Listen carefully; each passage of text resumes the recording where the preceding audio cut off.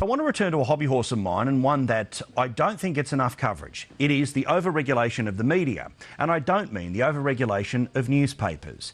There are column after column after column that is printed and often discussed about just how much political interference should or shouldn't there be in the media. And generally that debate means newspapers. No one really talks much about how there are controls or not enough controls on television. And certainly there's not enough conversations about it when it comes to radio. Today there was a decision by the Communications and Media Authority, ACMA, who their principal job is to enforce the radio codes of conduct, and they have decided that broadcaster Alan Jones and his staff will be forced to go through basic journalism training to make sure that they know the difference between right and wrong, a fact and a lie. They will also be taught, by who I don't know, but they will be taught about how a proper journalist should canvass a series of opinions. They will also be subject to random checks of the program director, that's the boss of a radio station, to, I don't know, double check the fairness factor. Now, I have huge concerns with this. I don't want to come screaming to the defence of Alan Jones. I don't much like him, and I obviously don't listen to him. But I'm concerned about any over-regulation of the media, particularly media that is about news and opinion. Now, I think that it's one thing for the news service that is run by in his radio station or at this television station, that needs to play it right down the middle. You can't be selective with the facts. You can't put a spin on different stories. But what gets said by commentators outside of well-established, well-telegraphed news bulletins, well, really is the business of two people, the broadcaster and the listener or the viewer.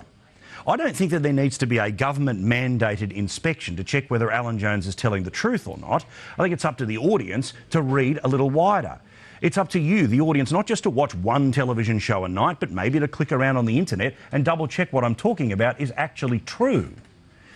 We can't just have a government panel that will decide which broadcaster will be allowed to say this and that. To me, it seems like yet another example of people running off to the umpire because they don't like the way that the game is being played. As I said a couple of weeks ago, if you want to exercise control over someone like Alan Jones, buy stocks in his radio station and demand that the CEO sacks him. Don't think that you can regulate these people to death, and don't think that you're going to be able to change the way that opinion is discussed in this country by forcing people to have to run off to a regulator all the time. I think it's wrong, just in the same way that I thought it was wrong when the taste and decency clause has been brought out against Kyle Sandilands. I'm not a fan of either of those blokes. I know them briefly, but I wouldn't say that I was a fan of theirs. But I am an absolutist when it comes to the freedom of the press. And the freedom of the press isn't just about somebody's ability to go off and talk about the Prime Minister's past and 15 years ago and which document and which political party and did Tony Abbott punch a wall back at university? No. The freedom of the press is to occasionally say things that are ugly. They can be ugly truths, and they can be even truths that are ultimately proven not to be. But that's a decision that is made by the audience, not made by a panel of people who've never listened or watched commercial broadcasting, most likely in their lives. I'd love to go and check the radio dial of the people who make these decisions, because I'm pretty sure none of the stations would be preset, would be commercial. Just my thoughts. The Media and Communications Authority, ACMA, and they hate being called ACMA, have decided to tell Alan Jones that he and his staff have to go off to journalism school. They have to know the difference between fact and fiction. They have to learn about balance and all the rest of it. Now, I've got a real issue with this. Not because I want to defend Alan Jones, I don't. However, there is a broader principle that I think is worth jumping into here, which is, OK, in a talkback radio station, 5 minutes at the top of the hour, 5 minutes at the bottom of the hour, that's the news bulletin. If you fiddle with that, you're in trouble. I hate broadcasters, and in the past, Jones has done this, who do march into newsrooms and tell you to stop running this story and run this different story, and full strength and power to all the journalists that have worked with Jones over the years who've told him to get stuffed. That is the area that should be independent and impenetrable from spin. It should be about facts, no question. What happens outside of that, though, is it is a broadcaster and an opinionated broadcaster's right, I believe, to talk about whatever they want. It could be factually inaccurate, it could be wrong, it could be misleading, but if the only source you are consuming is that one broadcaster, more fool you. Because ultimately, if something is that dodgy, it becomes unreliable, it falls, the market takes care of itself. Is this an area where somebody needs to run off to this sort of specialist training? Because it's all basically linked again to the global warming thing and his view that it doesn't exist. To me, talkback radio has always been entertainment. And if you talk to the old guard, the John Brennans of the world, for example, he would say that this is an entertainment medium. We're into, yes, there's some news about it. There's an element of current affairs. Yes, we talk about the issues. Yes, but at the end of the day, it is a period, as Paul says, between the news bulletins where the announcer can pretty much spin it however he wants. The specific thing they've pinged Jones on in terms of the amount of carbon dioxide present in the atmosphere clearly represents Jones's complete and utter ignorance of just about anything to do with hard science. And I worked with the guy for many years, and I can kind of vouch that that's correct. He doesn't know a lot about it. People point that out and laugh about it. Indeed. Now, when you hauled up before, say, a media watch or something like that, and somebody overtly, publicly criticises you, you then go back to do your work and say, oh, hang on a sec, we have made a bit of a blue here, and you put your hand up and do the mea culpa. Sorry, I got it wrong. When I think the reason ACMA has done this with Jones is because when that was pointed out to him on any number of occasions, he basically went... Yeah, correct.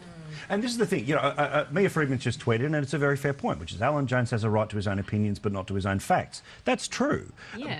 But I am just very nervous, and I don't like screaming the free speech thing for the sake of free speech, but I'm very nervous about a panel of anyone deciding how any sort of entertainment should work. Like in your world, because we work together in the FM world, that somebody pulls out a slide rule and decides whether what you joked with Merrick was offensive or not, depending on what time of the day. I've got issues with that. Yeah, but I also think that there is a massive amount of responsibility. If somebody had come and listened to our show, and you know it's an FM show, it's a rock station, you know, you don't assume you're going to learn much, and you don't often do. But on an AM station, I really do think that people go there for their information. They go for an interpretation of the information, but I think they do believe that the interpretation is based on fact, because it's important for those broadcasters, and they always have done, to be informed about as many things. And I do think that there are a lot of listeners that listen to Jones's show that would assume that the facts that he's presenting are accurate. And I think he has a responsibility to understand that he can't just go throwing around the facts that he thinks are appropriate to his argument. But Mark, is it something that responsibility he needs to be reminded of at instruction of, and I don't want to keep talking about Alan Jones, but that a broadcaster needs to be reminded of by a panel. As a precedent, I hate it. That's my issue. As a precedent. Could you imagine being pulled into this classroom and being told what you should be saying and how you should be saying it? I mean, it's ridiculous. In fact, I think it's probably designed to humiliate him. I mean, I want, not only do I want to be on Romney's plane, I want to be in that classroom. Yeah. I mean, it's pathetic, actually. Yeah. It's pathetic. Now, the aggression that he will have, as if they're going to go there to learn anything, and to have an authority, you know, giving you a list of things you ought to learn is just ridiculous. But also, let's be honest too, is that after the cash for comment garbage and all of the variety of stupid things that people say on the radio, Spoonie, you've done it in AM and FM radio, as I have too. Let's be very honest. Basically, it's a 1 hour slideshow of which you sign at the end, and it doesn't matter whether you fell asleep during it. I mean, let's be honest. Yeah. Look, I tend to agree with Mark. It's not a good precedent, but Jones will treat it with the contempt with which he treats just about all other criticism, well, which with, is he'll... with the contempt it possibly deserves. And I couldn't agree more. If somebody tried to do that to me, yes, I'd be highly abusive of the whole situation. The other thing is, if I had the capacity to drag every broadcaster who made a statement of fact that demonstrably wasn't, half of the people who, the present company excluded, of course, but half of the people currently on the air would not be there. Of course. Or they'd be going to the same class that Jones is going to. And it's just that thing that the joy that I see in the way that the media in particular works now, with alternative media, as we've talked about, with social media, with the internet and all the rest of it, if you want to call BS on somebody, you can do it. And as has been shown, the message can go up pretty quickly, hey, that bloke's not telling the truth, and here's the proof why, which I think that then presumably anyone who's open at least sees that criticism. I've said of Jones in the past that perhaps what makes him slightly different than most is that he's a cult leader, and any attack on the church is reaffirmation of it for his followers. Look, he'll turn it into a couple of great days' worth of radio. Correct. Yeah. I mean, really, if he's smart, he'll grab the story and kind of monster it for a couple of days. I would. But also, I mean, it's a case of the landscape at the moment with Jones. I think, you know, Yeah. it's just this situation where there have been quite a few things that he's said of late that have been offensive, and it seems to be a bit of a stacks on thing at the moment. And I think, you know, obviously ACMA comes in at a time like that. Maybe when he would have said these things about carbon a while ago, nobody would have said anything. I must feel like I have to wash my hands after jumping onto the high horse trying to defend a principal and by proxy Alan Jones. Urgh.